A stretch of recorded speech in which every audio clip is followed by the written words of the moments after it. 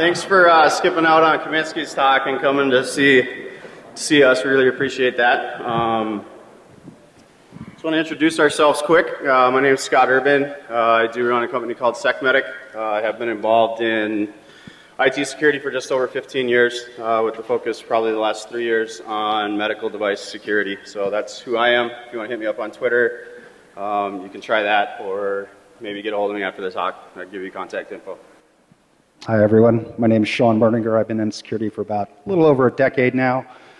Worked at some big companies doing doing product security, and then moved into some consulting, and then now I do healthcare. And someone told me they were going to save my spot at the summit party, so it's still, the line's still going, I think. So hopefully they'll hold it for me. God, I thought that'd get a laugh. So I also run the MedSec LinkedIn group, which is on LinkedIn. It's got about 600 folks. Anyone's welcome to join. And then I have a little Twitter account here too, which is focused on technical issues with medical devices and healthcare security in general. All right, so first off, we want to start with, why do we get involved in researching medical devices? Are we just assholes that want to call out people, or do we really have a vested interest in this and seeing that our products are more secure? So one of the big things for us, we realize that the healthcare industry is behind, and this isn't just another Android bug when we get into these things. It really is patient safety consequences with these types of device. They're made to save lives, and ultimately they do a very good job at that. But we think that security can get better, can improve, and so that's why we're looking into the research on that. And we also, we know there's a lot of healthcare organizations that this is kind of new to. As an industry, healthcare security is quite a bit behind. We'll talk about that later. But we want to equip defenders, especially in the healthcare space, and make sure that they can protect those devices. And ultimately, if you look across any healthcare organization out there, I think if you're working for one, you're going to find something inside of their missions and values, right? And this is what really got to me of how can I affect missions and values for healthcare organizations. And they're going to have something with patient safety is going to be something, one of their critical missions, one of their critical values or core beliefs that they have. And so that really came to me as how can I have a direct impact on that instead of sitting in the background, as a security guy and kind of indirectly being able to help folks out on the floor deliver patient care. This is where we cross into, IS security folks really having a direct contribution to that mission on patient safety for organizations. So it's kind of what we're doing, why we do it. One thing I'd add too is I think that we all have a shared commonality too when it comes to healthcare and medical devices. So no matter who you are, no matter how spooky you are, what kind of surveillance you're doing or are afraid of, we're all human. We all get sick. We all get people in need of healthcare. And I think there is a truly shared commonality of when we check into a hospital, when we go to a clinic. No matter who you are, you want to make sure that that device has some integrity and that you can trust it. So real quick, when we get into some of the disclosure too, we just want everyone to be aware that the stuff in our talk has been disclosed, and we'll talk about some of the more detailed disclosure processes as we go along. This is kind of a high-level timeline. So as you can see, we are working really hard to push our research quickly. And we are pushing really hard to get it out quickly to the community, and especially to healthcare organizations that and medical device manufacturers that can really make a change here. So April 30th is when we went into this SMB finding disclosure that we're going to talk about here, and that was the first time we disclosed this information to DHS. We had a detailed briefing with them about a week later. And then we went into, after the SMB stuff, we decided to look at direct public-facing, internet-exposed medical devices and infrastructure. And some of those were then disclosed in May. So again, it's really recent stuff. We've been working hard to get through the disclosure process so that we could talk to you about it. We've also been providing a lot of ongoing assistance to both federal organizations as well as healthcare organizations and manufacturers as we work through these things with them. So. So if you're looking for 0 days, you're in the wrong room. So that's not how we do this. We try to be really responsible in all of our disclosure and all of our communication with this. We don't want to put people at risk. There's already enough risk in these devices that you'll see as we get further in the talk. And that leads into many of these vulnerabilities are old. In many respects, this is a new area for medical device manufacturers. And this type of exposure, because of the integration that's happening across healthcare with EHRs going all the way to the bedside, there's going to be new attack surfaces that emerge. So Scott did some really great work on threat modeling with, and he'll demonstrate how just a very simple vulnerability was leveraged to impact potentially from an adversarial standpoint an entire organization, including their medical devices. So that should be a real wake-up call. I was a little scared about talking about that at first, more because it was such a low-level vulnerability, but then he...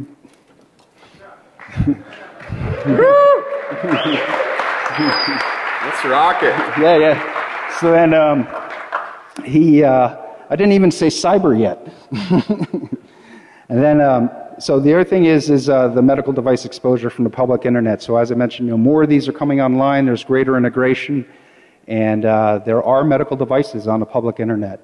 We're trying to be responsible in disclosure while at the same time creating more pressure to and awareness of this too. All right, taking a time out here. Excuse me. Raise your hand if you're a brand new speaker at DEF CON. Let's go. All right, look for the new speaker. Salute. Salute. All right. Yeah, that's just awful. So, these external findings pose a significant risk. Our work is done. Let's go to the bar. You guys are done. All right, yeah, so what's the bad news here, right, in all of the findings? The external findings that we're going to expose, we think it is a significant risk to patient safety. The medical devices, the supporting systems and technology that interface with these medical devices. The other bad news is most of these we found within 30 minutes to an hour. I'm not up here to tell you I'm some, elite hacker or anything like that. There's much smarter people in this audience, and we'll get into how you can help, get into this area later. But it was very simple things that we did and threat modeling that we did here, but they are definitely significant risk to patient safety. They also provide support that the healthcare industry is very far behind other industries. Typical of what we see in financial or retail sector, which they're getting breached every week as well. So there's not much difference, but it's not just your bank account. It is patient safety issues here that are affected. I think in our work, one of the things that is coming to light, and the folks over at the agencies, DHS, ICS CERT, we'll probably start to tell you now is, we always thought industrial control systems and that whole industry was quite a ways behind what we're seeing. But I think it's safe to say now, and with the research that we're showing, that the healthcare industry is probably 5 years behind what that is. So it's definitely a good 10 years. We've got a lot of catch up to do. We probably need to do it fairly quickly with some of the mobile health and digital health stuff that's coming on the horizon, which we'll touch on later. But that's definitely some of the bad news. So let Sean cover the good stuff. He can be the good guy. Yeah, for once.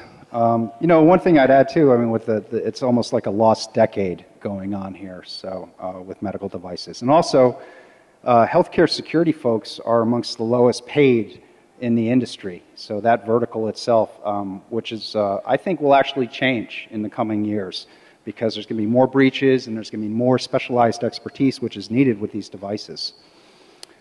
So yeah, there is good news. The external risk can be mitigated using your existing infrastructure in many cases. So you want to follow those hardening guidelines that are put out by like NIST and other organizations. And then CSI, right, too? Didn't we talk about that? CIS. CIS, rather. Yeah, CSI, that's a TV show. But. Yeah, thank you. I'm really not a drinker, so this is already getting to me. God damn goons.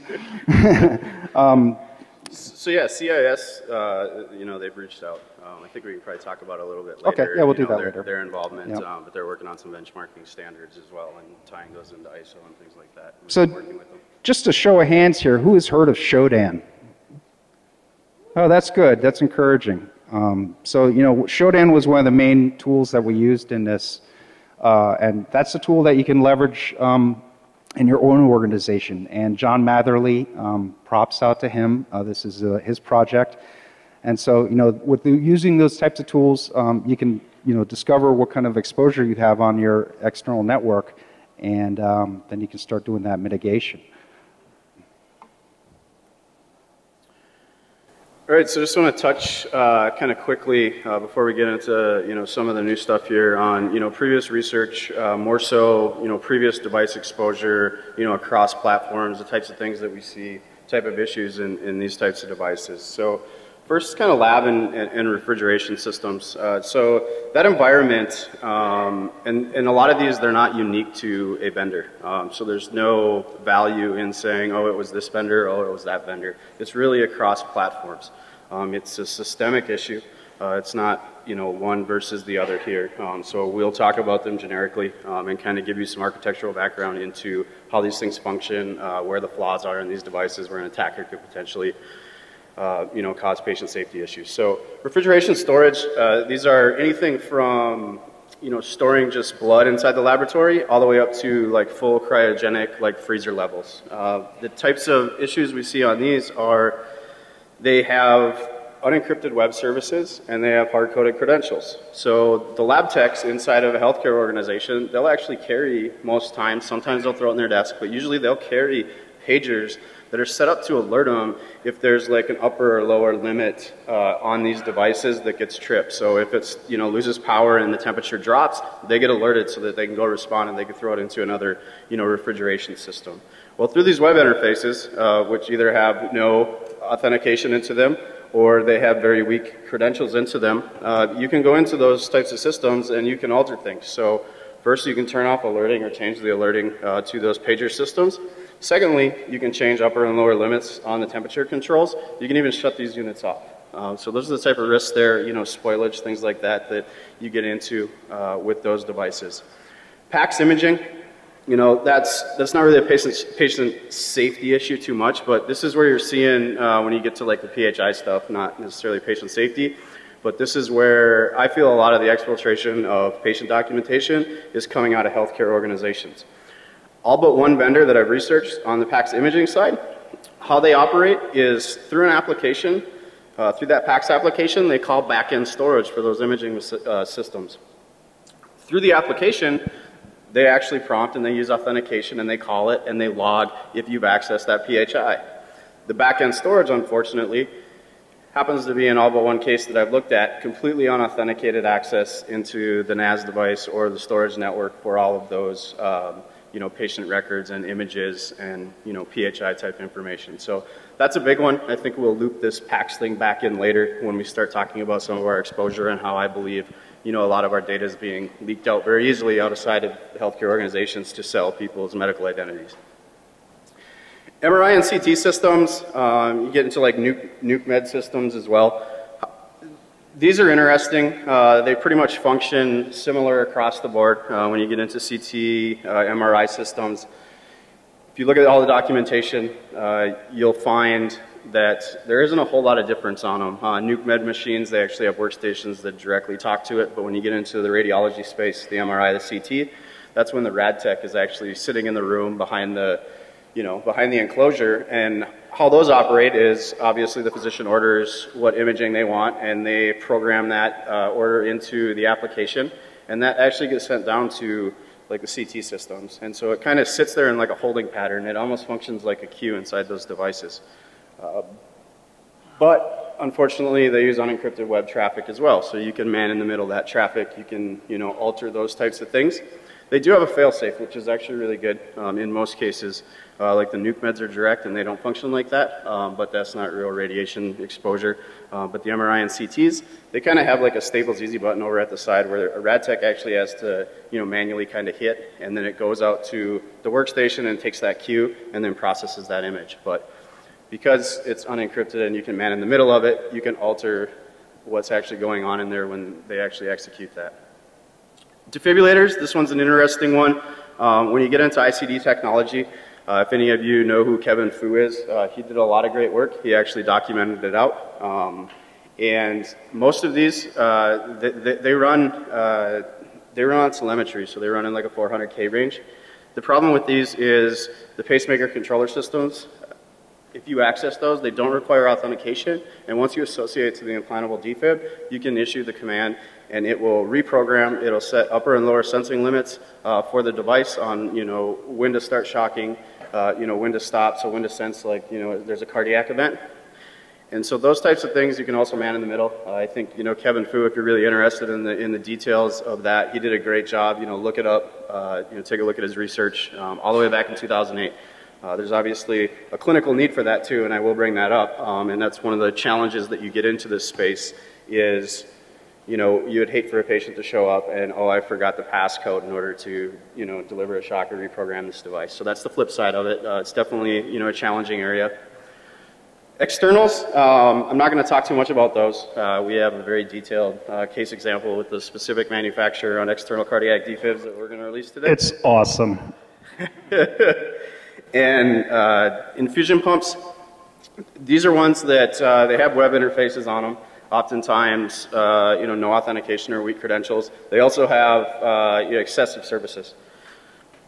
Medical device integration, this is an interesting one. So historically, some of the very critical life-saving medical devices that were out there, so ventilators, anesthesia carts, things like that, they historically, and for a reason, weren't ever networked, right? So they just did serial interfaces, things like that. They weren't put on the network. Well, Affordable Care Act, things like that, and having to pump all this data to a centralized location in order to do big data analytics on healthcare populations, we've decided that we needed to integrate life support equipment. So we've gone with medical device integration vendors. A lot of healthcare organizations are doing this now, and is bringing in these critical devices onto the network, reading those vital signs, and then ultimately transferring off. Again, completely unencrypted. No encryption. You can man in the middle of that. You can actually replay it. They do use unique identifiers, but you can correlate it all the way through from the unique identifier back to the patient. Oops. So these, these are pretty much the top risks that we've identified so far, just across these systems. And again, there's nothing terribly sexy about this, right? We've seen this for years. The hard-coded privileged accounts. It never goes away. It's going to be here forever. Unencrypted web apps, and then all kinds of API calls, and then back-end services, like Scott mentioned earlier, with the PACS systems going to the storage interfaces. And then, many of these systems are built off of COTS equipment, so they're just using, the medical device manufacturers are using your standard, maybe an embedded Windows or a VxWorks, or a Windows 2003 or 2008 server. Or and then XP or 2000. XP, yeah, it's out, or embedded. All over in healthcare. Yeah, all over. Legacy applications, and we'll kind of touch on that as we go through in our examples too. Right. So they're not OS experts, and typically they're not removing the excessive services that are on these operating systems. And then there's the patching. So we'll talk about the patching issues more, but there's a real misconception out there about, hey, you can't patch medical devices, and that just is not true. The FDA, there's no FBI here, right? They weren't invited. So the FDA has issued guidance for the past 10 years indicating that, yes, you can patch medical devices. But we'll get into that later about, how you do that, or should you do that, or, what are the risks associated with that. Yeah, so that's kind of, the first round of research that I kind of dabbled into for the last few years. And we were going to kind of stop there. But there was a lot of outreach to that, and a lot of refutal of, points that yes, you found these issues in medical devices, but they're in internal networks. They're firewalled off from everything else. Well, I called BS on that. It's definitely not how it is. And so I think we wanted to show that, the public was really unaware, I think, and even a lot of IS staff inside of healthcare organizations were really unaware of this risk. And they truly believed that all of their devices were firewalled off, that you couldn't access them directly from the internet.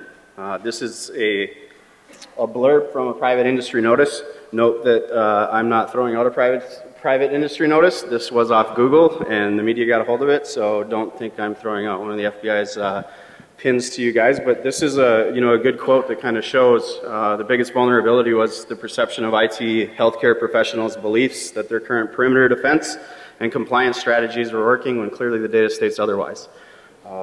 So that's that's on an FBI pin.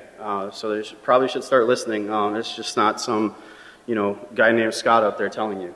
And respect to the FBI for doing that. I mean, for stepping up, because if you really, cut to the chase, this is almost kind of out of their purview until it gets into a criminal matter. I'm not a lawyer, but this is getting into the FDA and HHS, and so who has oversight of these issues?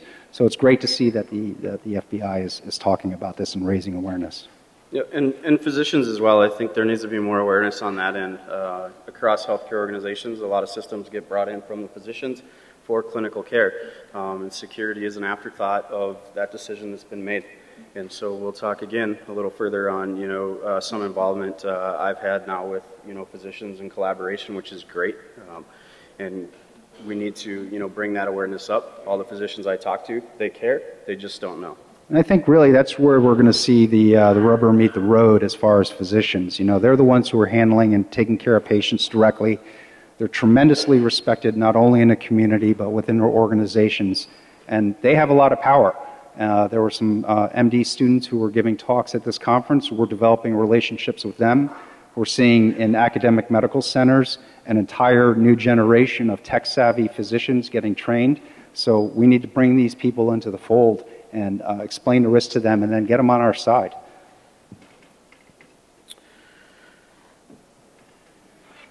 You can take this one, Sean. You found this awesome quote. So everyone knows who Avi Rubin is, right?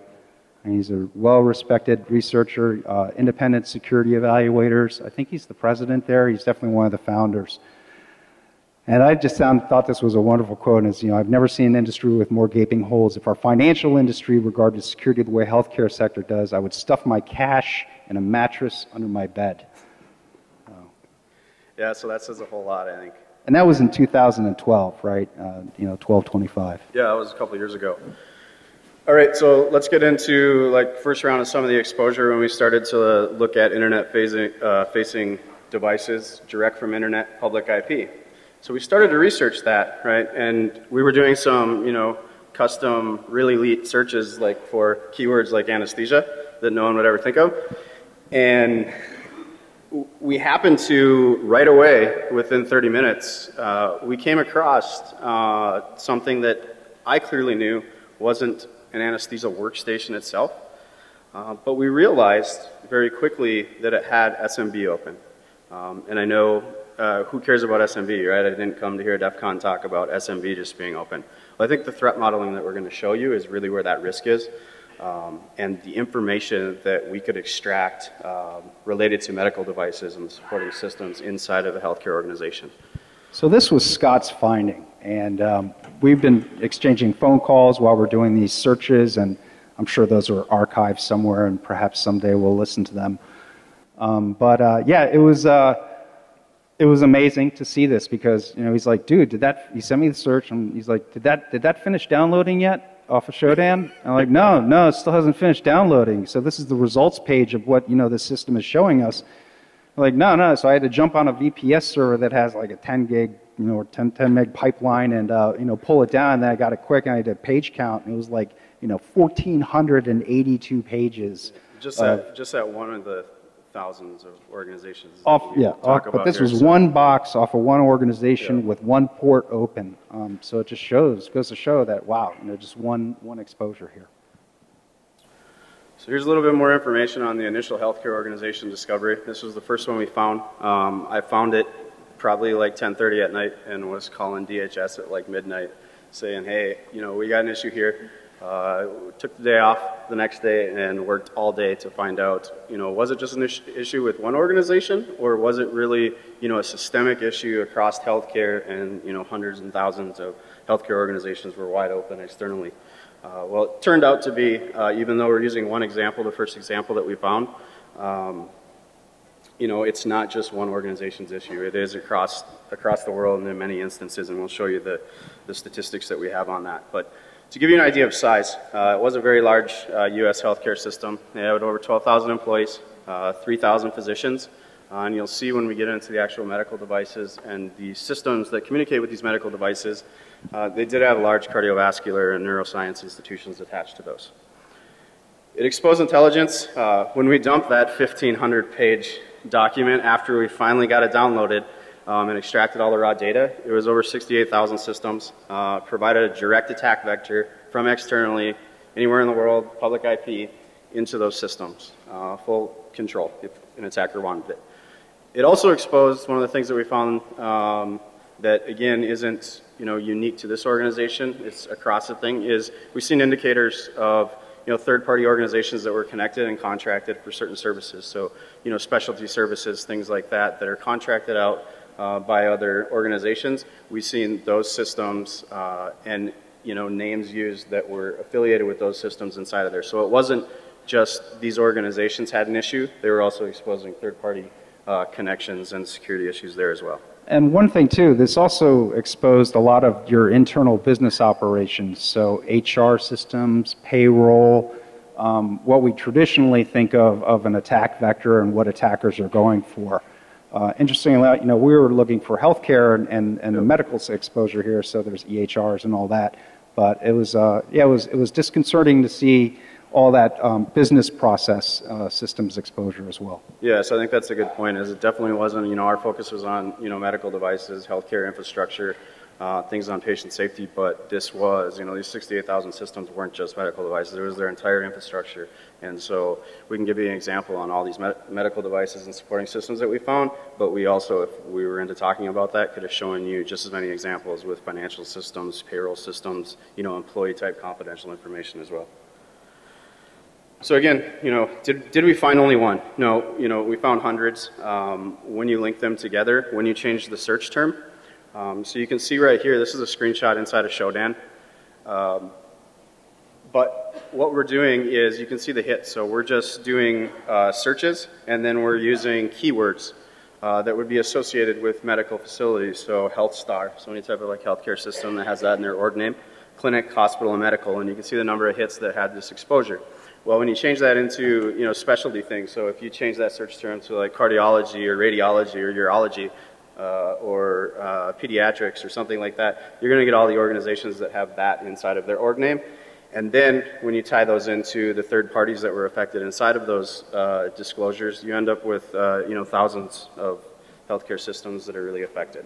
So what's key to think about is, you know, there's a lot of specialty small clinics.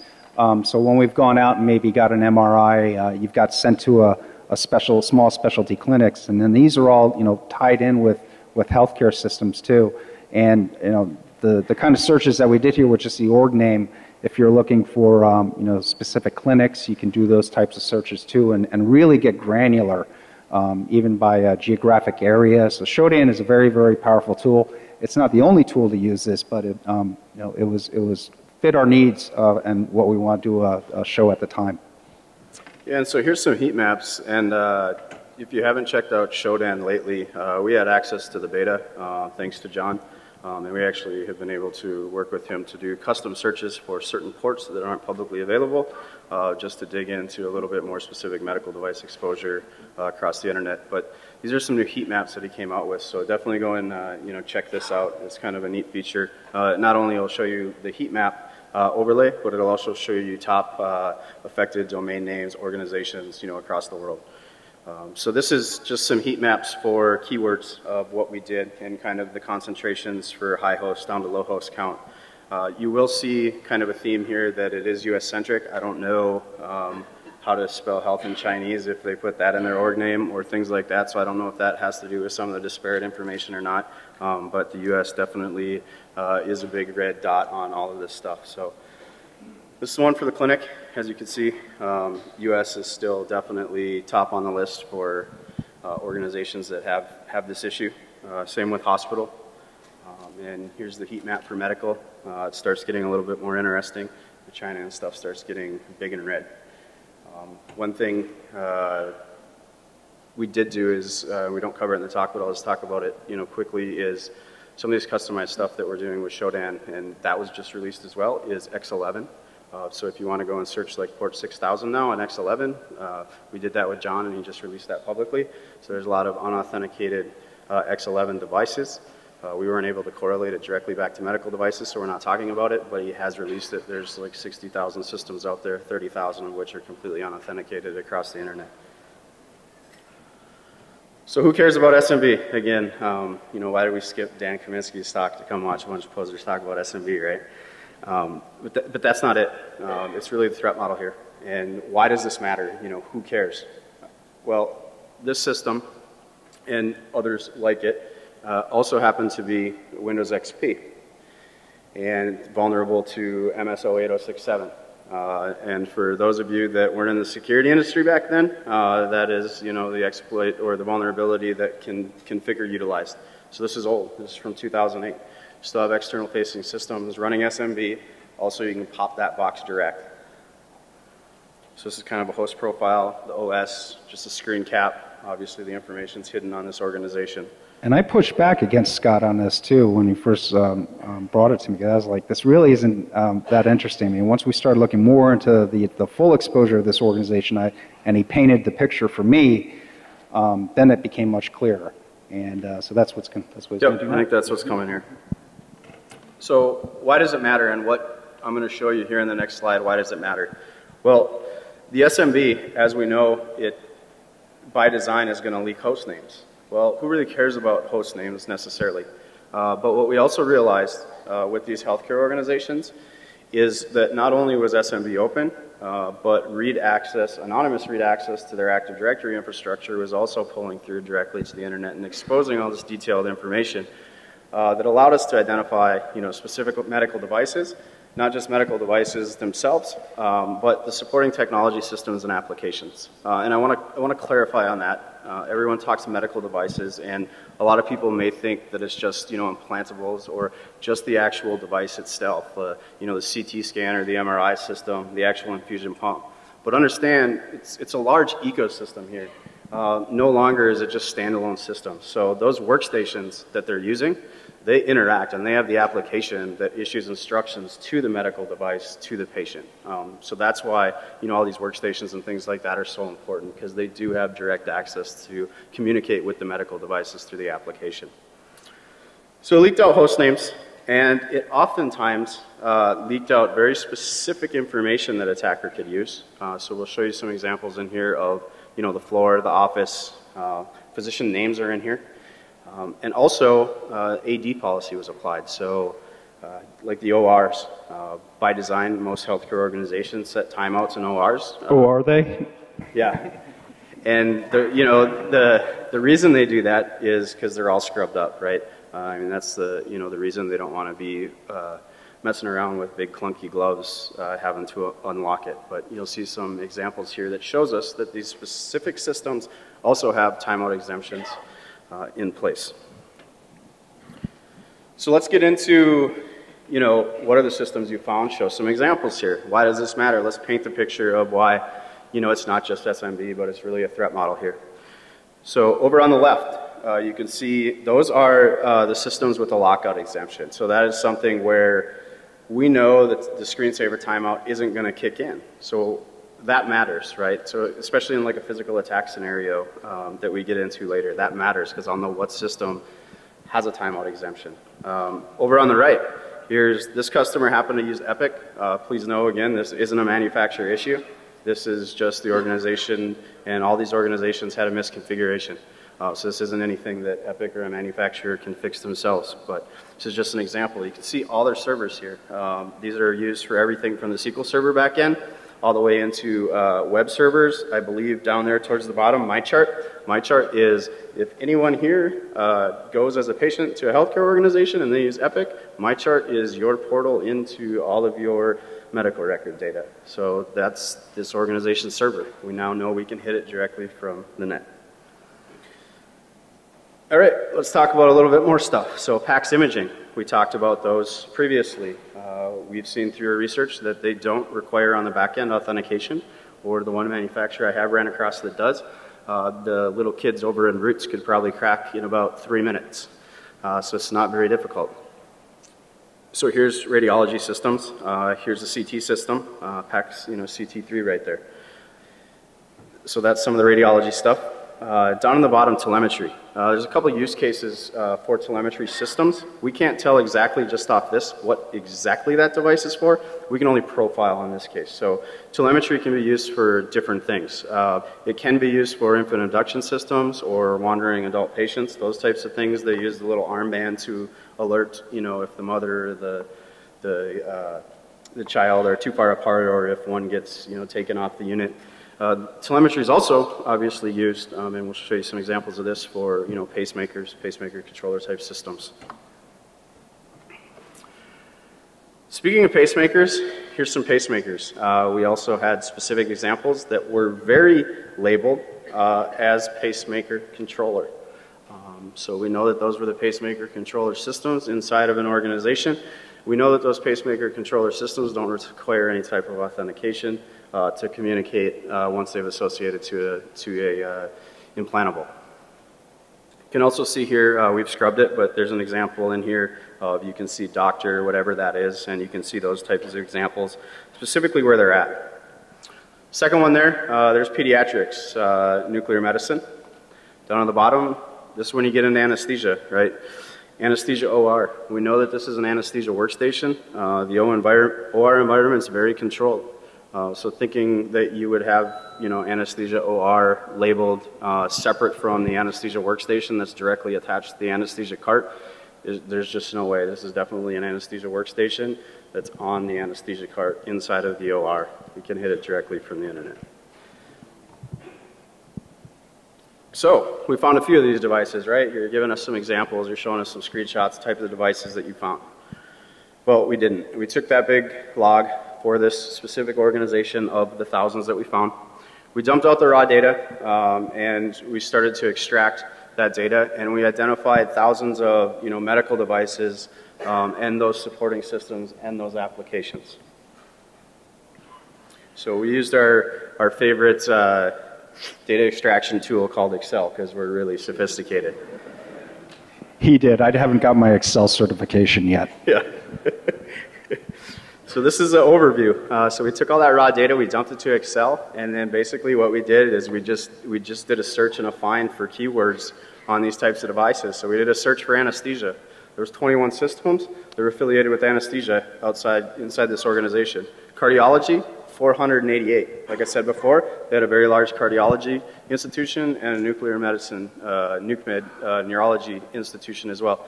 Infusion systems, found 133 systems. MRIs, 97. The PACS systems, 323. So I think right here, again, it goes to the point that, I don't know, maybe healthcare security is lax enough and poor enough right now that the attackers, aren't using this simple attack method to get in and get information on the devices. Maybe they're just, plastering everybody and they're able to go completely undetected. But if not, they could do a little bit of research and they can find out, hey, just this one healthcare organization has 323, devices associated to PACS and imaging in some way or another. NUCMED systems, 67, and ultimately on the cardiology side, 31 systems associated to pacemakers. So potential attacks in this scenario, threat modeling for this SMB exposure that leaks all of this information, right? We've got a few of those. The lamest one, but still a viable option, is a physical attack. We now know a lot of information. We know what types of systems they are as an attacker. We know what types of medical devices they're associated to. We know the healthcare organization and the location. We know the floor and the office number in lots of cases, like I showed you. and we know if that system has a lockout exemption. So we can now very strategically, right, Sean, we can walk in and kind of pinpoint, we want to go to this floor, this office number, we know it's a cardiology doc that's seeing this patient. We want to go walk in, we know it's got a timeout exemption, we can probably sit down, never have to put in a password and get access to that system. And when it comes to healthcare organizations, you know, it's not like walking into a financial institution where they're like a beady-eyed banker is looking at you like he's going to, you know, you're going to take his money. Healthcare organizations, you walk in there and there's people at the desk. Hi, how can I help you? Right? So they're very susceptible to a number of physical types of attacks. Plus, you throw a lab coat on, a stethoscope around your neck. You print up a badge, you know, which you can just easily do just from, you know, trolling the halls and looking and seeing what they look like. You know, it really opens up a scary avenue of attack because nobody really thinks about this. So what's the next one that we can kind of look at for an attack in this scenario in these organizations? Obviously a phishing attack. We're all very familiar with that, right? Again, we know what systems they are, we want to target. We know the healthcare organization, we know employee names, so we can start extracting email addresses for those employees. You know, that's very simple to do. And we know the host name, and that's the key thing. We know the host name, we know what type of device it is. So we can write customized payload now that we can deliver through a phishing attack that once it's executed and once we have control on that internal system or even from that external facing system that had MS-08067, we can directly pivot to only hit the devices that we want to hit. So an attacker can be very strategic with this type of information, right? They don't have to, you know, get a foothold and then scan the entire network and figure this out and be really noisy. They don't have to do that. They can simply, you know, send a phishing attack and then target directly towards these medical devices. Pivot attack. This is obviously external for those systems that had vulnerabilities. MS-08067 is just, you know, one of them. A lot of them are running vulnerable versions, IIS-6 that are sitting out there, plus a lot of extra, you know, excessive services that are vulnerable as well. We also know in this pivot attack that it's touching the back-end network because it's leaking all of the data for every one of their things. It's also giving us read access into Active Directory. So we know there's a hole and that there's a hop and it's not firewalled off. So again, we can create a custom payload directly and pivot internally. Targeted attack, this one is, you know, where you start to make the case for a targeted attack against a targeted patient, those types of scenarios, right? We could use the information we got over SMB, so we know the systems that are associated. We also now know every single name of every one of their medical record servers. So all we have to do is strategically target those specific systems once we have a foothold in the network. So then an attacker can take that, attack the medical record, get a weak password, get a vulnerability in some legacy application, and we can start correlating where the patients are going to be when and correlate that with the SMB data of where these devices are located and what type of devices they are. And then, you know, launch an attack. So what's the good news out of this? I just want to touch on this example healthcare organization. This was very positive. This is new space. DHS and ICS CERT did coordinate the disclosure and with this healthcare organization, among others, that we used in our example. They did schedule a follow-up call, and so I did talk with the healthcare organization and DHS. They actually, it was a very positive exchange. So typically, we're dealing, as security researchers, we're oftentimes dealing with manufacturers, right? And we're starting to get over those bounds as well, but initially, and the first time of everything, you know, there's a lot of legal landmines and pitfalls that you got to get through. So this was a big win for us. This is something that, you know, I'm proud of. This was the first time, you know, DHS says they've actually worked with a security researcher and an actual healthcare organization to expose these risks and work through it. They did step up. They showed good faith. I'm not going to speak to what it contained, but they did actually share their full incident response with me, and I went through that with that organization. So it was a very positive win overall in that interaction. So I want to call that out. So I think Sean's going to talk on public internet-facing systems, and is there any devices directly on the net? I should have stayed over there. The light's much better. So that was the first part kind of our talk here of the SMB exposure. And just bear in mind, you know, we focused on one organization, but we could have done this with a number of organizations. But just for the brevity and the exposure, we just did that one. So medical devices on public internet. I mean, you really wouldn't think this is the case. You know, so a public IP address, and then you've got this medical device there, but it is. And some of these are by design and on purpose. And what really makes this tricky is that some are using cellular modems. So, and the reason is they may be remote clinics, or they want to separate that in some ways from the other infrastructure. But what it does for you know, ethical researchers who want to track down these devices and then associate that with a healthcare organization, it makes it very difficult for us to do that. So that's really where we need to reach out, you know, to the you know, the carriers and the FDA and HHS and even law enforcement, because they have the capability to correlate those cellular modem addresses and IPs to these medical devices. So this is just, you know, 4 examples that we focused on of what we found out there. And I mean, these are publicly accessible on public IP defibrillators, and those, Scott's going to really give you an excellent case study about that later on. They're deployed in ambulances. And then these fetal infant monitoring systems, which if you follow any of my Shodan talks over the past few years, I've been yammering about, and I'll get into more of those. EEG systems, so those are hooked up to folks at home, and then they're tied into a cellular modem. And then, of course, PACS and imaging systems. Now, the really interesting thing about PACS systems is that when they take these MRI images of you, they're gigantic files. So there's a storage back end, we talked about that, but then transferring them is an issue too. And then what's going on is there's consolidation in the industry of analysts who are specialized in doing this type of analysis. So, you know, there may be somebody working across the country from home and doing, you know, all day long, you know, she's just looking at these, you know, images and then doing the analysis, writing up a report, and then sending that back to the healthcare organization. So it makes it much easier, right, to just, you know, stick this out on public IP. They can, you know, access it directly over a web interface. You don't have to allocate a, you know, a VPN session to them. They're not choking up your bandwidth and that kind of thing. More traditional hardware infrastructure that we found exposed was, you know, just your old unauthenticated and misconfigured Cisco devices and edge routers, and these have been known for years. They're really easy to find. And then also like device manufacturer infrastructure, and then, you know, these third-party contracted organizations. And what I mean by that, and Scott's going to talk a little bit about this too, if you want. But what I mean about that is, you know, hospitals are tremendously complex organizations. So, you know, just because there's a device on a hospital or a healthcare network doesn't necessarily mean they even own it. They may not even know about it. And when you get into like academic medical research centers, you may have a professor who's also a physician, so, and then they have somebody, you know, they're doing a research project on, and then they got this device, and then they allocate it to a public IP.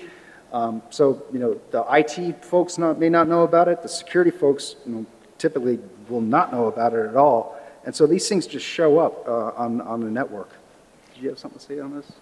Yeah, I think in the healthcare systems too, understand the one that we found, the one we just closed to DHS, this wasn't small family clinic. This was a very large healthcare organization. It was not the same organization as their other example, but it was very large. They had over 13,000 employees, just to give you some idea of, you know, size of the organization. So it wasn't a small thing, completely unauth, edge router, just sitting out on the net. All their infrastructure was exposed.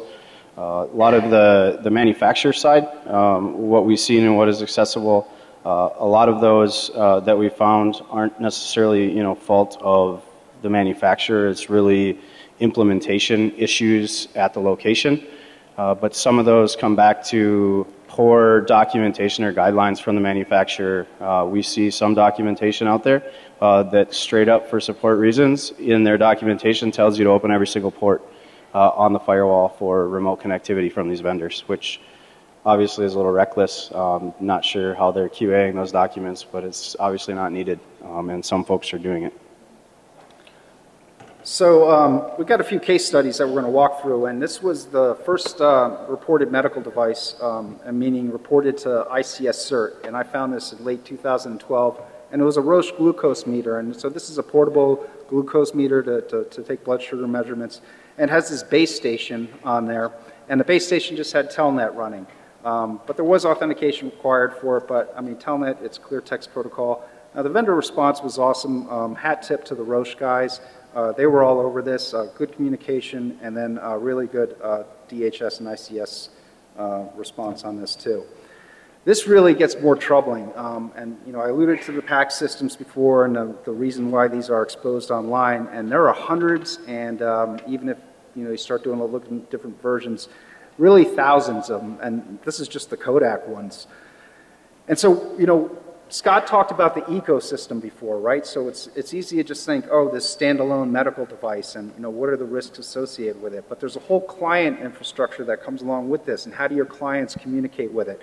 And if you see here, it's required to use Internet Explorer 6.0 on this system. Yeah, that's not that uncommon either, by the way.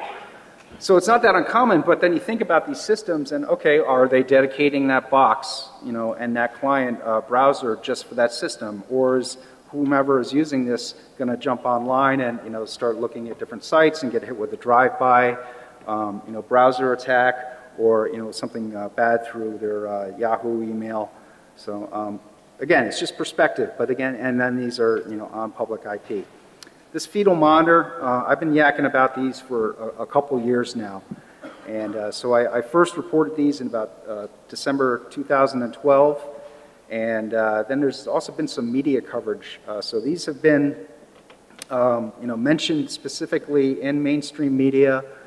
And, I haven't really had people reach out to me about these, which I was surprised because, if there's one thing that we can think about is, fetal monitors, meaning, my perspective is that, you should have the opportunity to be born before you get hacked, right?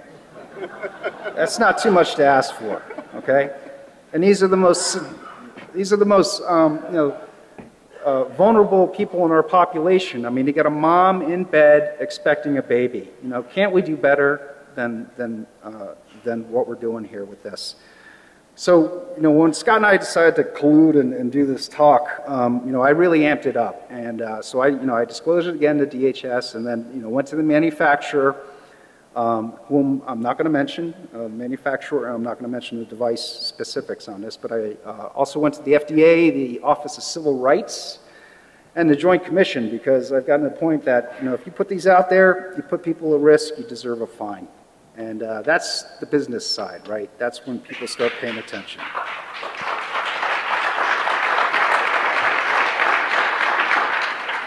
You got to hit them in the pocket.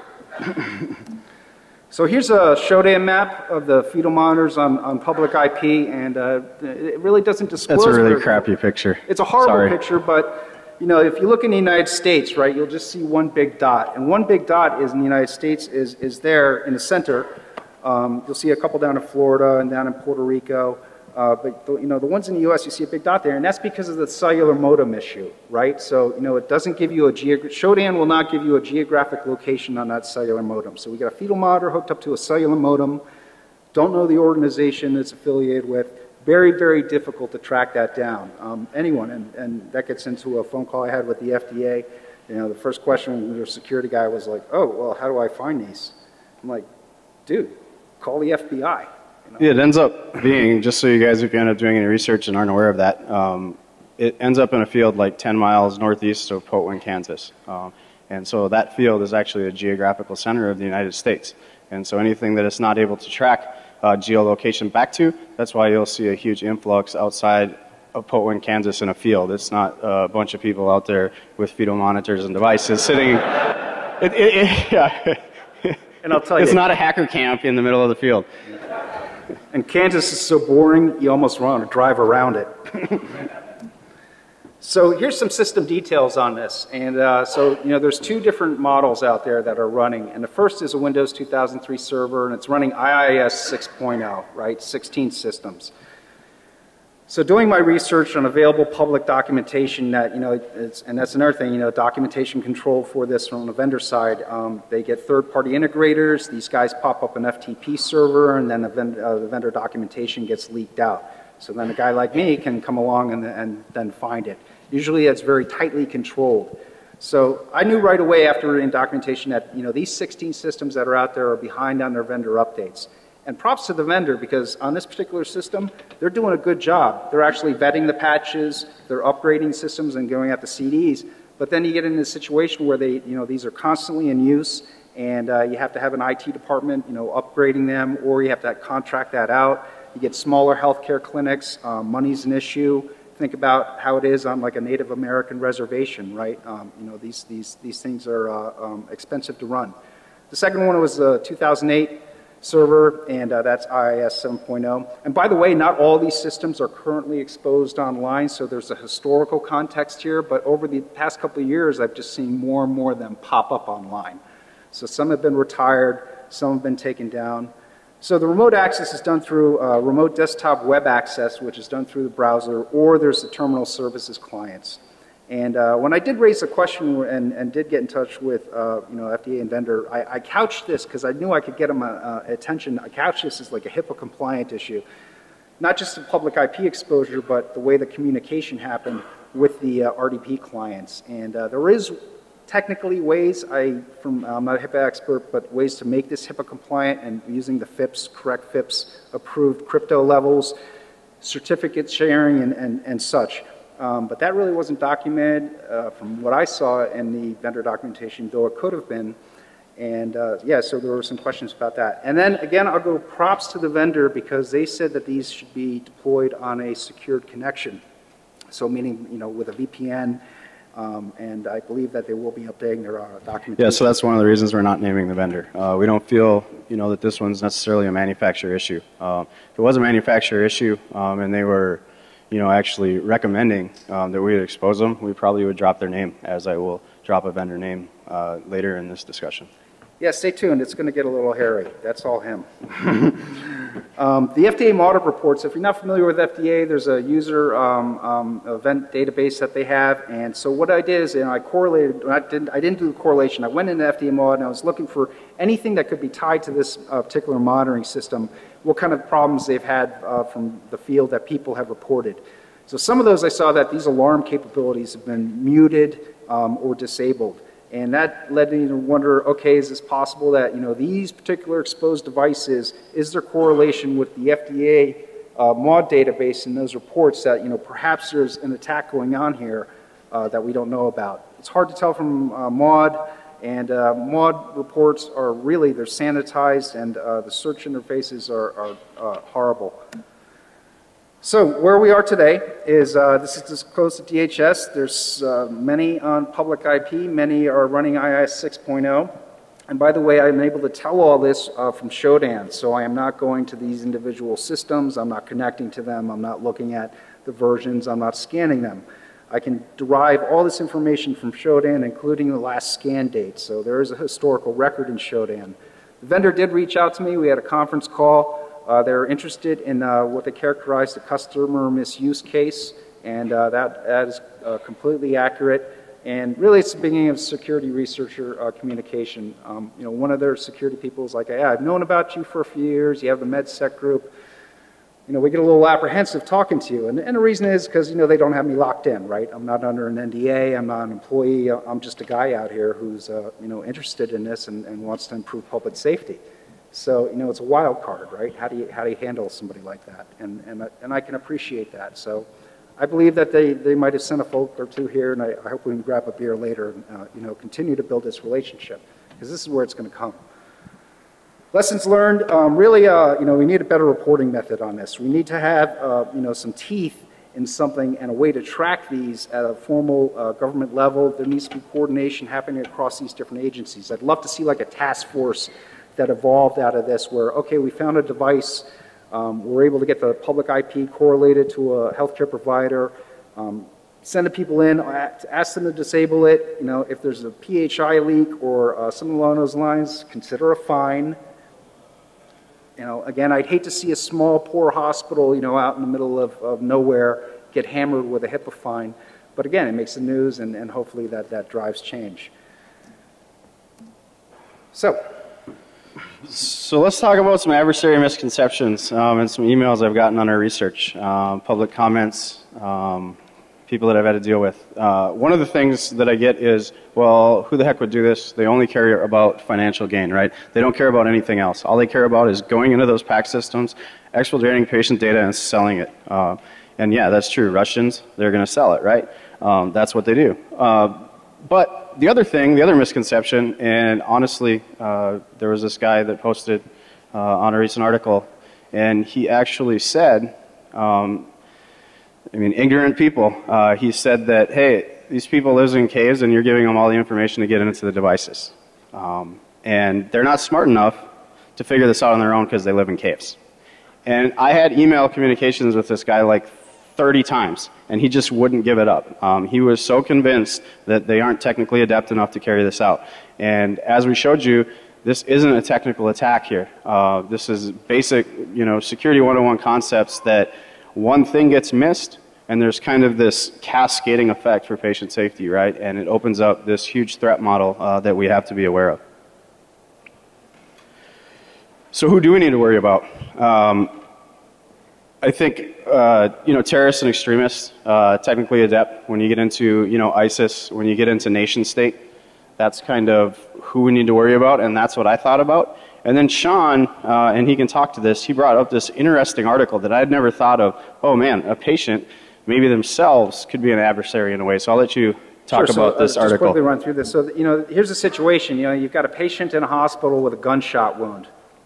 Guy's lying in bed, he's got his laptop there, and he's got a morphine. This is awesome, by the way. Yeah, and he's getting a morphine drip, right through an infusion pump. So obviously he's like, I'm in pain, I want more juice. How do I do this? The guy went online.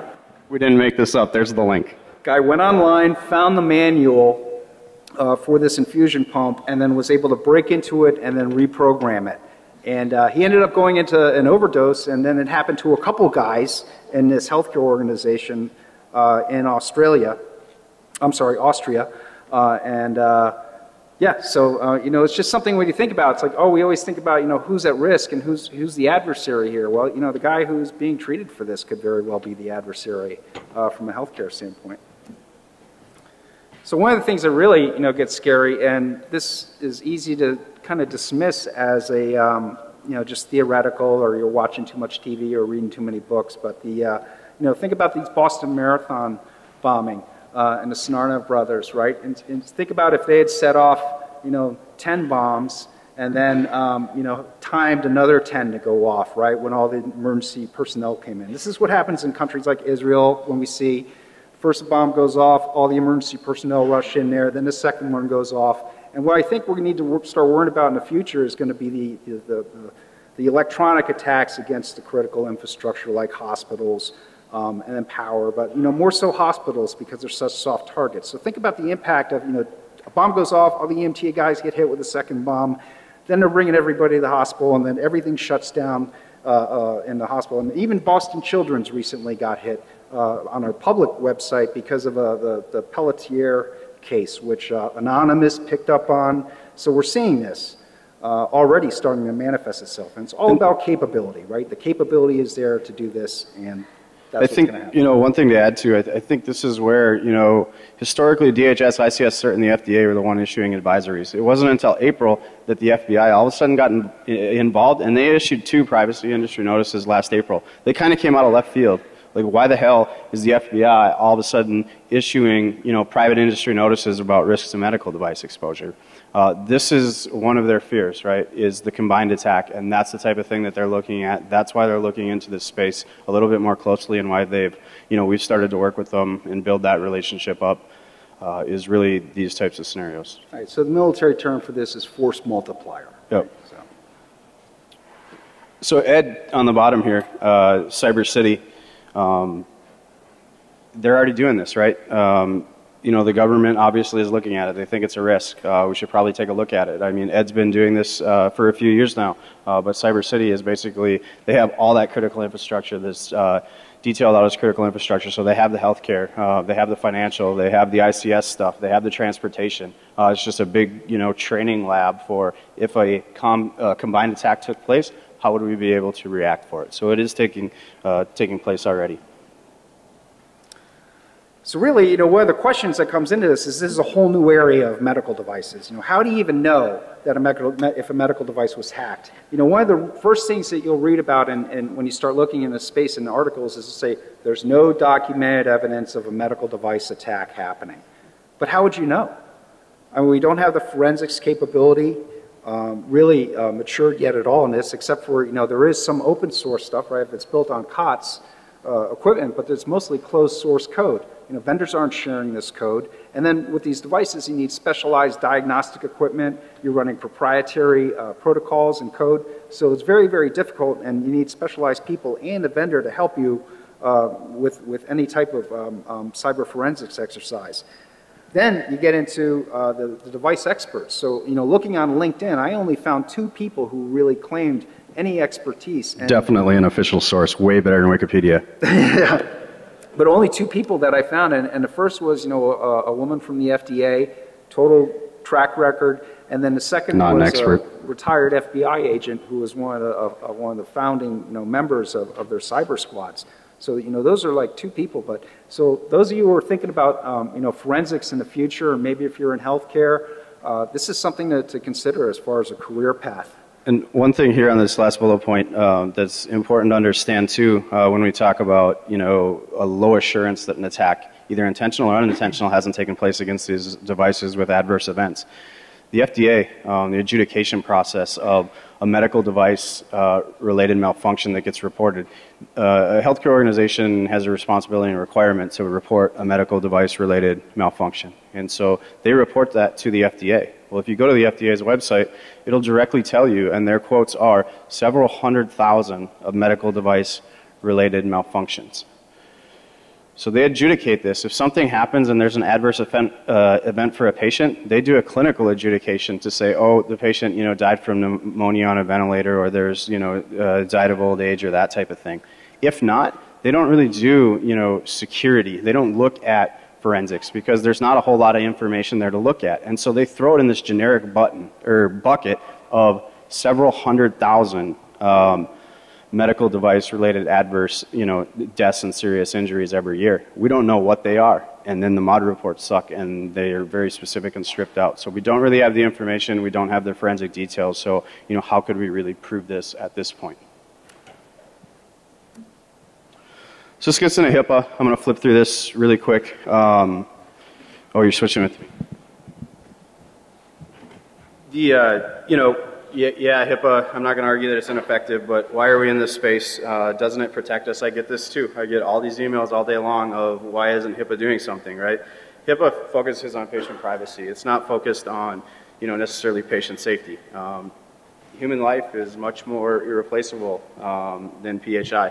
So I would encourage you guys to, start looking at that. If you work for healthcare organizations, definitely start looking into that. It doesn't focus on medical devices, and it definitely doesn't focus on adversary resilience testing at all. Don't the federal agencies protect you?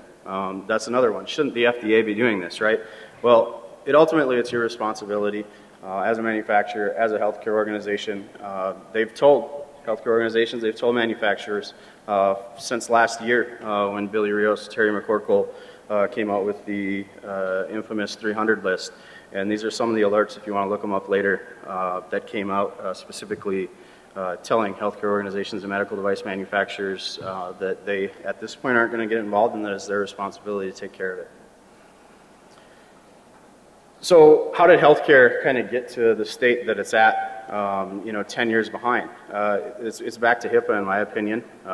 If you work in the industry, information security programs in healthcare were primarily funded and developed to comply with HIPAA. So we all know, security is not compliance or information assurance, but that's how these programs have been built. They've been built for checkbox security, and we buy this appliance and we check this box and, oh, hey, we're secure because HIPAA says we're secure.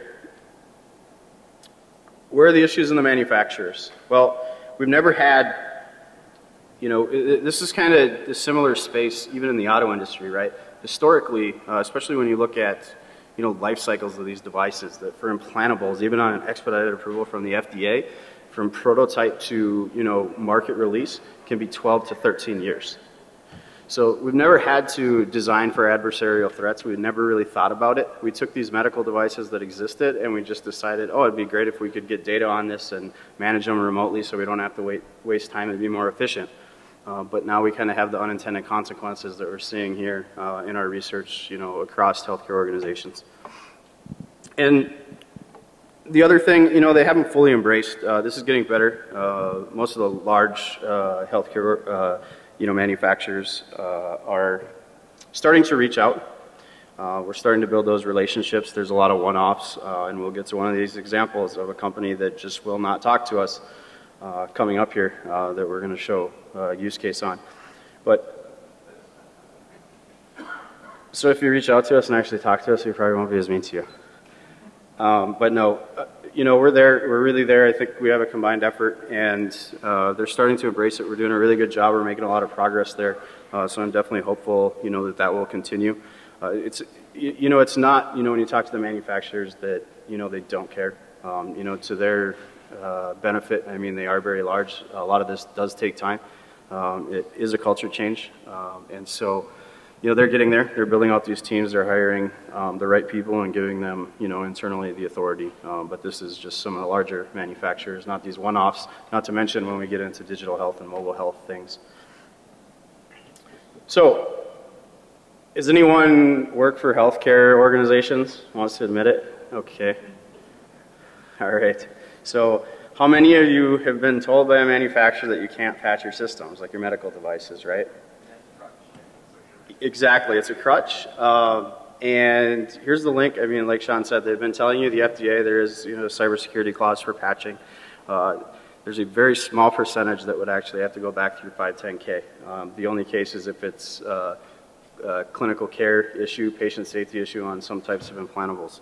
Who else has been told they can't change hard-coded credentials that they may have located for the manufacturer, right? All right, so that gets into my next bullet point. I want to, spend a little time kind of clarifying this. This is a big point, and both sides need to understand this. So if you're in healthcare, please listen to this. On the healthcare side, whose biomedical teams are integrated with IS?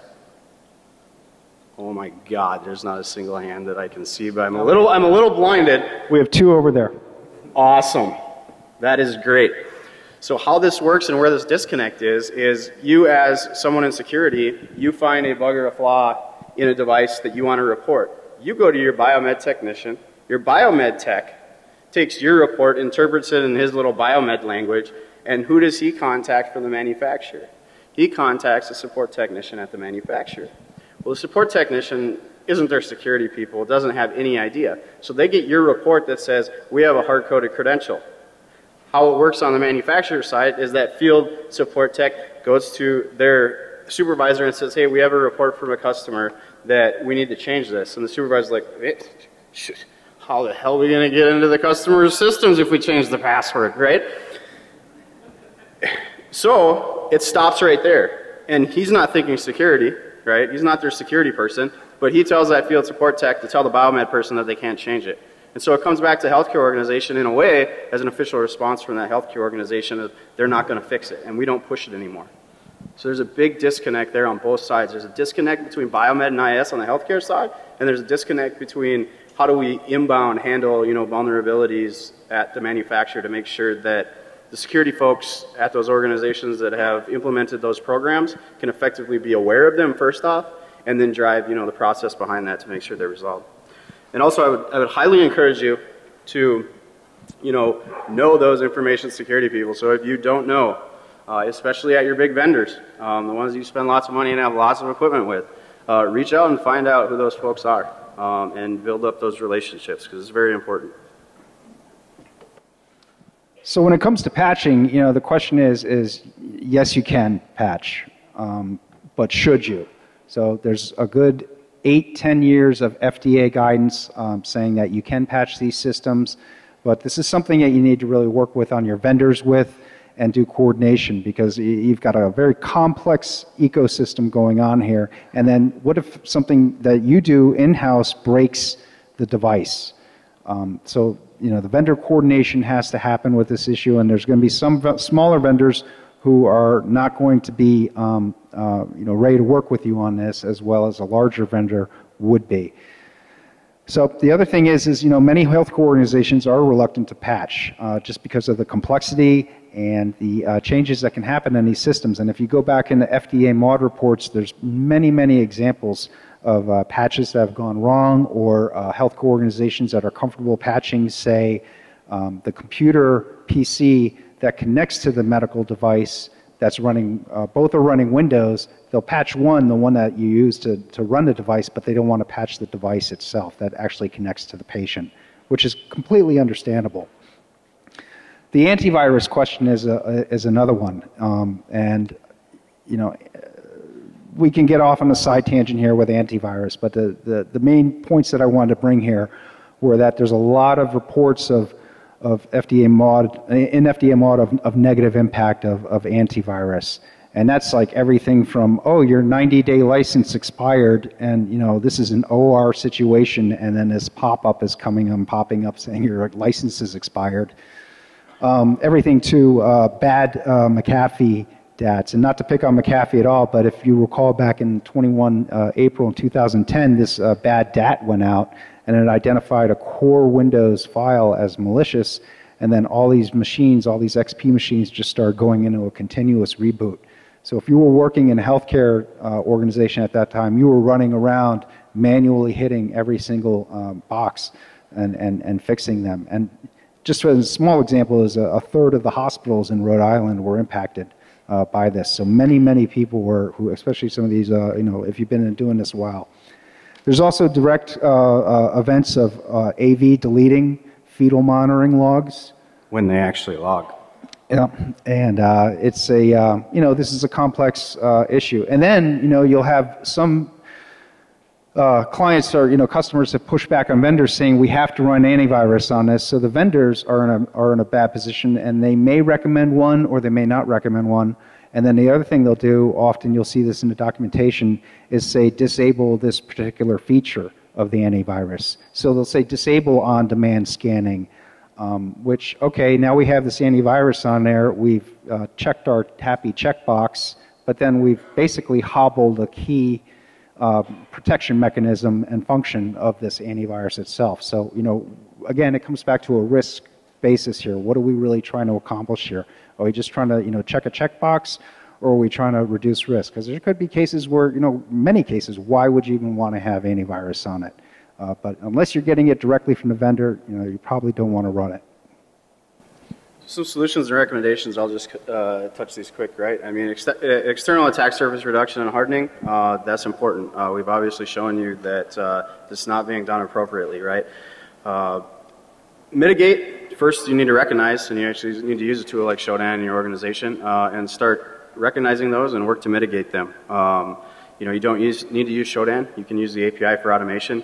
You can, use continual monitoring, mass scan, ZMAP, those types of tools you can also use. You don't need to use just Shodan. And, make your external perimeter Metasploit proof. We don't see this in a lot of healthcare organizations. We don't see these skill sets being employed because, again, going back to HIPAA, we see compliance and information assurance driving that budget. But we need to get these skill sets in there. You need to look at it. We're clearly showing you that we're way behind in the healthcare sector. Stop the bleeding, right? You check and make sure SMB isn't open. As simple as it sounds. I mean, look at the exposure. Look at the information attacker can get on your systems through this. It's significant. It's your medical devices that have to do with patient safety issues. And resilience testing, right? Red teaming, start working on building out those programs and really, harden those edge devices. Don't leave them wide open if you are a large healthcare organization or any organization without any type of password. So please take a look at those. What do we need from healthcare? Kind of talked on that. It's internal programs focused on medical device security. We really need to start looking at that. You need to start requiring security testing during your vendor selection, and we'll talk about that a little bit later and how you can implement that into your procurement and your vendor selection process. And really, how do you tie that in, and how do you get the win inside of a healthcare organization? Well, you've got to tie it to your mission. You've got to tie it to patient safety. That's what the board level, that's what the executives are going to care about. And it definitely, when it's talking about security of medical devices, is tied to that mission. So has anyone in here ever heard of a MDS2 form? Nope, all them healthcare A people couple, never a heard couple of it. folks. That's good. So an MDS2 form is a form that came, I think, out of HIMSS. It's been around for several years. Basically, it goes through some really good, almost a checklist function. There is a place for that about authentication and how accounts are used. And big vendors, major vendors, will have that form on hand for their systems. That's something which you should be asking your vendors for. And then there's recently been some updates and addendums to that. And I think that's a great form that to start to build on. And then, of course, we need to have more responsible disclosure, and then HHS and OCR, bringing in law enforcement, because this will be moving into a criminal realm. I think people watch Homeland. There's a lot of sexiness of these attacks that's appealing to some of these demented personalities out there. So I think it's a possibility. And now, really, one of the more interesting things that I've seen coming over the past year has been some healthcare organizations are bringing indemnification clauses into their contracts.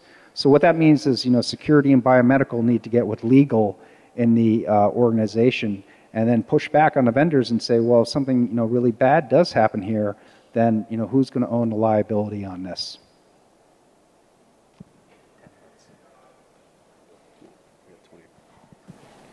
All right, so disclosure reporting. This is pretty easy. DHS, ICS CERT, kind of the agencies. Manufacturer if possible. I say if possible because this example that I'm about to give you, they won't return any of my calls. I want to responsibly disclose it, but they won't talk to me or get back to me. Apparently they haven't got back to DHS either because I have not heard anything. Healthcare organizations, you probably should go to your manufacturer first. If you feel they're not responding, know that it will take time, but if you feel they're not working on it, not addressing it, we need to start looking at sending those over to ICS CERT as well as the FDA. Accessibility of medical devices. I think, Sean, you can kind of talk to the stereotypical why people don't get into research involving medical devices. Sure. So, they're really hard to get a hold of, right? So one of the things is, these are RX only, they're prescription only, and they're also very expensive. You're not going to go out there and buy a radiology machine. You may not even, you can't get the permit for it. There's a lot of hurdles to jump on this. And then you see, if you look at the security researchers over the past years who have been working on this, they've been hacking their own devices, right? So which also brings in a whole nother level of personal ownership and credibility to this, because they're not just security researchers, they're patients. But you can buy these off of eBay. You can go right online right now, and even though it's against eBay's technical terms of services to sell medical devices, they sell them on there just like you can buy a fake Cisco router off of eBay, and have been able to do that for years. MedWow is another site. But here's the problem with that. These have already been end-of-lifed. They're recalled. It's not current running software, so it's not really attacking the actual current software. And then the other thing is there's going to be a lot of, this is a whole ecosystem that as we continue to talk about. So there's going to be components that you're going to need to have to get that device even up and running and get an IP network and an IP address and networked to even start to develop an attack service. You want to talk about the consultant stuff? Yeah, so consulting is, obviously, if you're not doing independent research and buying it, you're, in a lot of cases, historically, you're going to end up in NDA. But we're starting to see, we've had a few clients that will give access to non-identifiable data clauses so that we can talk about it openly in non-descriptive fashions. So we're starting to see that. I think there's more push to that and more coordination in disclosure. So now that Sean kind of talked about, hey, this is why people don't get involved in security research. We can't get our hands on the devices. I'm going to give you a use case here that will hopefully paint the picture that, you may not need your hands on these devices, a different way to think. We need more people looking at these issues. I can't do it by myself. So please take a look at this. One of the things is obviously service technician manuals. They contain a lot of information that I'll show you here, full architectural diagrams. Another thing is you can always do patent searches. Manufacturers love to put all the details in their patent application so that nobody steals their idea or uses it. So start doing that. I'm going to show you an example here of how that works. And it's going to be on the DFIPS, right? So There's the vendor name. It's Zoll. This specific one's on an X series. I'll get into some more later on. But these are defibs. They're on the public IP space. They sit in an ambulance. They have like a 12-volt lead. And then they transmit all of that back to the ED before arrival. So here they are sitting on public IP space. They're running Verizon because they're running those cellular networks. Well, there's also a web interface. So let's go to the web interface, right? Oh God, I need a certificate. Great, root certificate right on the landing page. Let's download it. Awesome security, right? Well, it's also the first defib. And just out of disclosure, I've never actually had my hands on this device. So I'm doing this to paint the picture of the documentation. So wireless, it uses UART for communication into these systems. The communication processor talks back to the main system board. So that's the architectural diagram right there. So it's on the same circuit with receive and transmit. In order to import config, here's your config file out of the documentation that you need to import in order to change the configuration settings. All right, what are the critical values that I'd need to change? What would an attacker need to change to cause patient harm, right? Well, these are critical values. As you can see, to our logging, turned off by default. Default patient mode. Okay, here's some values inside of those configuration files. If I change that adult to, one that's set for pediatric to adult, it's going to change the default like joules that are delivered from that defib. You need to do factory restores, right? Well, it says here, oh, I need an authorized supervised passcode. Well, here's how you get to it through the supervisor menu. As you can see, once you get to the supervisor menu, there's all the config settings. Many of those relate back to the critical settings that I just showed you. So we still have the issue of how do we get into the supervisor mode. Oh, there's your password, 1234. So that's how we, also you can clear logs. So you can completely wipe any traces of this happening. Before I get to this next slide here, I need to just say that I've reached out to this manufacturer numerous times. They won't return my calls. I feel I've responsibly disclosed this. They have not gotten back to us. And so here are every one of Zoll's defibs, supervisor creds for every one of their product lines. Scott, you will have your CVE by the end of the day. Awesome. Here we go. There they are. Throw the CVEs. There you go, 8 zeros, 1, 2, 3, 4. So vendors changing, yeah, they're getting better, other than that one apparently won't reach out. So all the baby cares reach out to us. We're working with them. And I want to get a huge shout out here to Philips really quick. I actually went in and worked with them completely pro bono. They invited me in to look at vulnerability disclosure, and they've given me an official statement that they are going to work on this. And so this is their positioning. They're going to come out with vulnerability disclosure policy that's going to be front and center for responsible disclosure on their website, so that as a researcher, you can actually go report these easily, and even inside the healthcare organization, so you don't have the disconnect with biomed. So I want to give them a big hand for that.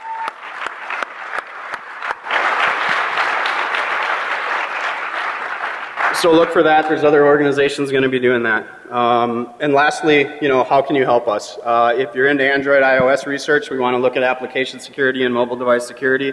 We're also looking with further collaboration on physician and patients. So if you're interested in that, get a hold of us. Finally, last, you know, greets to all these guys, man. You know, 1 for inspiring us, 2 for helping us out and collaborating with us. And, you know, the federal agencies have been great. The support's been great there, as well as, you know, these 2 manufacturers. There's other manufacturers that are reaching out, not specifically on this talk, but it's getting a lot better. So thank you guys for coming. Have a good day. Thank you.